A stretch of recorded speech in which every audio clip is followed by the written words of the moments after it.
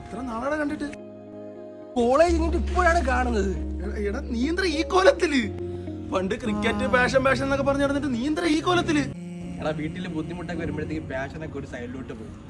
പിന്നെ എങ്ങനെയെങ്കിലൊക്കെ ഒന്ന് പൈസ ഉണ്ടാക്കണമെന്നാവും അടുത്ത പാഷൻ. എടാ പിന്നെ അമ്മ എന്ത് പറയുന്നു? എടാ നീ ഇങ്ങനെ ക്രിക്കറ്റും കാര്യങ്ങളൊന്നും പറഞ്ഞ് നടന്ന് എന്റെ വീട്ടിൽ സമ്മതിക്കുമെന്ന് എനിക്ക് തോന്നുന്നുണ്ടോ? നീ എങ്ങനെയെങ്കിലും ഒരു ജോലി സെറ്റ് ആക്കാൻ നോക്ക്, അല്ലാതെ ഒന്നും നടക്കാൻ പോണില്ല. തേപ്പൊന്നും പറയാൻ പറ്റൂല. ഒരു പെണ്ണിനെ വീട്ടിൽ പിടിച്ചിരിക്കുന്നതിനൊക്കെ ഒരു പരിധിയില്ലേ? നമ്മള് പഠിക്കാനുള്ള കാലത്ത് പഠിക്കാതെ കുറെ പാഷനും കെട്ടിപ്പിടിച്ച് കിടന്നു. അവസാനം അതുമില്ല ഇതുമില്ല. ഈ പാഷനൊക്കെ ഫോളോ ആണെങ്കിലേ കയ്യിലിത്തിരി പൈസ വേണം. ശരിയല്ലേ? മിഡിൽ ക്ലാസ് പിള്ളേർക്ക് എന്ത് പാഷൻ? സമയടാ ഓഫീസിൽ കയറ്റി, അല്ലെങ്കിൽ അയച്ചാൻ്റെ വായിരിക്കുന്ന വീട്ടിൽ കേൾക്കേണ്ടി രക്ഷപ്പെടുന്ന